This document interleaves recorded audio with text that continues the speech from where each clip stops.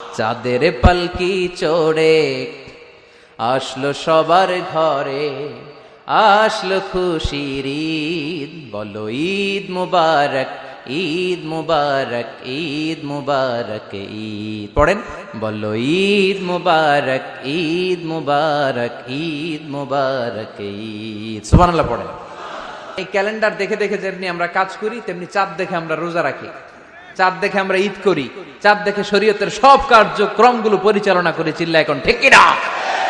এজন্য বিশ্বনবী বললেন সুমু লিরুইয়াতিহি ওয়া আফতিরু লিরুইয়াতিহি, চাঁদ দেখে তোমরা রোজা রাখো, আবার চাঁদ দেখে রোজা ভাঙো। চাঁদের পালকিতে চড়িয়ে ঈদকে আমাদের জন্য নাজিল করে কে? এজন্য আল্লাহ বললেন আশ-শামসু ওয়াল কামারু বিহুসবান, চাঁদ সূর্য তাদের নিয়ম মেনে চলে, এটা দেখে আমরা হিসাব করি। ওয়ান নাজমু ওয়াশ-শাজারু ইয়াসজুদান, বৃক্ষলতা তারকারাজি সবকিছু একটা সত্তারে সিজদা দেয়, তিনি কে? কিন্তু আমরা দেখি না।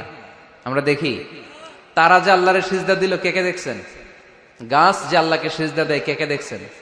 দেখি নাই, কারণ আমাদের ওই চোখ তো নাই। ওই চোখ থাকলে ঠিকই দেখা যেত, ঠিক কিনা?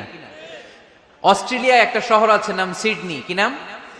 সিডনিতে একটা জঙ্গল আছে, ওই জঙ্গলে একটা গাছ to the right sense of to the direction of কেবলা, কেবলামুখী হয়ে একটা গাছ মানুষের মতো রুকু করে আছে কেবলামুখী হয়ে। পত্রপত্রিকায় ক্যালেন্ডারের মধ্যে ছবিটা আছে না নাই? তার মানে গাছপালা আল্লাহকে সিজদা করে কি করে না? পাখিগুলো আল্লাহর জিকির করে কি করে না? নদীগুলো আল্লাহর তাসবিহ পড়ে কি পড়ে না?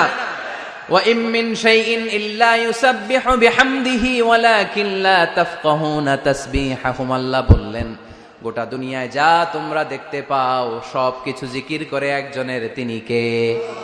ওয়ালাকিন লা তাফকাহুনা তাসবিহাহুম, কিন্তু এই তাসবির ভাষা তোমরা বোঝো না। প্রত্যেকটা প্রাণীর জিকিরের আলাদা ভাষা আছে না নাই?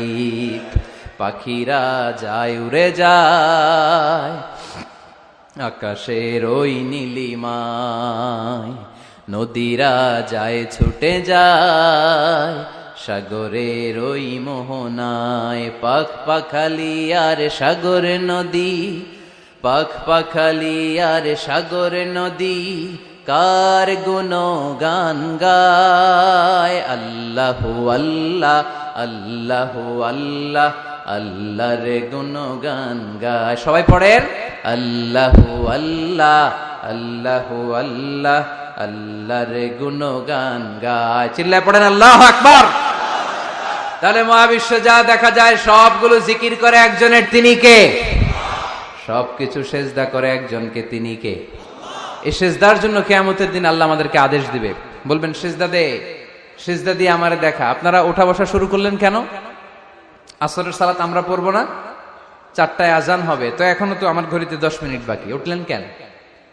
হ্যাঁ, বিশৃঙ্খলায় খুব শ্রেষ্ঠ আপনারা। বসেন বসেন, 3:45 না? আজকের এই প্রোগ্রামের জন্য 4টায় দেয়া হবে, আমাকে বলা হবে। জি ইনশাল্লাহ, আর 10 মিনিট বসেন। তো এজন্য কিয়ামতের দিন আল্লাহ তাআলা আমাদেরকে আদেশ করবেন সেজদা দাও। ইয়াউমা ইউকশাফু আন সাকি ওয়া ইউদআউনা ইলা সুজুদি ফালা ইস্তাতিউন, বলবে সেজদা দাও। আমরা যারা সেজদা দিয়েছি আমরা আল্লাহু আকবার বলে সেজদা দিয়ে আল্লাহর দেখায় দেব, কোন সুবহানাল্লাহ। কিন্তু দুনিয়ায় যারা সেজদা দেয় নাই, মসজিদে যায় নাই, সেজদাকারীদের সাথে আন্দোলনে শরীক হয় নাই, তাদের পিঠটারে লোহার পিঠের মতো বানিয়ে দিবে কে? তারা চাইলেও পিঠটারে বাঁকা করতে পারবে? এজন্য আল্লাহ বললেন ওয়ান নাজমু ওয়াশ-শাজারু ইয়াসজুদান, তারকারাজি বৃক্ষরাজি একজন সত্তারে সিজদা করে, তিনি কে? এরপর আল্লাহ নিয়ামতের বর্ণনা দিলেন, তোমাদেরকে আমি ফল ফলাদি দিয়েছি, তোমাদেরকে আমি মিঠা নদীর পানি দিয়েছি, লোনা পানি দিয়েছি। মারাজাল বাহরাইনি ইয়ালতাকিয়ান বাইনাহুমা বারযাখুল লা ইয়াবগিয়ান, একদিকে লোনা পানি একদিকে মিঠা পানি বয়ে যায়, লা ইয়াবগিয়ান, মিশে না, মাঝখানে অদৃশ্য দেয়ালটা তৈরি করলো কে? এই দৃশ্য আপনারা দেখছেন? দেখেন নাই? কেউ দেখেন নাই? কোথায় দেখছেন? ভিডিওতে। বাংলাদেশের অনেক জায়গায় আছে লোনা পানি আর মিঠা পানি মিশানো, একটা কালো ঘোলা আর একটা একেবারে ক্রিস্টাল ক্লিয়ার। আমি মিশরে দেখেছি নীল নদের পানি আর লোহিত সাগরের পানি মিশে না। একটার পানি ঠান্ডা আর একটা গরম, একটা ডেনসিটি হাই আর একটা ডেনসিটি লো, একটা লবণ বেশি আর একটা লবণ নাই, তাই একটার সাথে আরেকটা মিশে না। এদিক দিয়ে পানির মতো জিনিস বয়ে যায়, একটা কালো ঘোলা আর একটা সাদা, মাঝখানে অদৃশ্য দেয়াল দিয়ে রেখেছে কে? আরো জোরে বলতে হবে, তিনি কে? এরপর রাব্বুল আলামিন আমাদের বিবেকটাকে নাড়া দিয়ে আখিরাতের কথা স্মরণ করিয়ে দিয়ে বললেন, কুল্লু মান আলাইহা ফান ওয়া ইয়াবকা ওয়াজহু রাব্বিকা যুল জালালি ওয়াল ইকরাম। পড়েন, কুল্লু মান আলাইহা ফান ওয়া ইয়াবকা ওয়াজহু রাব্বিকা যুল জালালি ওয়াল ইকরাম فبأي آلاء ربكما تكذبان। পড়েন সুবহানাল্লাহ। আল্লাহ বললেন, মহাবিশ্বে যা দেখতে পাও সব শেষ হয়ে যাবে, যা দেখা যায় সব ধ্বংস হয়ে যাবে, একজন সত্তা ছাড়া। চিল্লায়া বলেন, তিনি কে? আমরা চিরকাল থাকার জন্য পৃথিবীতে আসছি না? কে কে আজীবন বাঁচবেন? হাত তোলেন তো। বাঁচবো কেউ? আমরা কেউ বাঁচবে? বেঁচে থাকবে একজন সত্তা, তিনি কে? তিনি অব্যয়, তিনি অক্ষয়, তার লয় নাই, তার কোনো ক্ষয় নাই, তিনি সদা জাগ্রত, সদা সজাগ, তিনি হচ্ছেন আল্লাহ রাব্বুল ইজ্জত। চিল্লায় কোন ঠিক কিনা? সবাই মরে যাবো আমরা, সবাই, কেউ থাকবো না।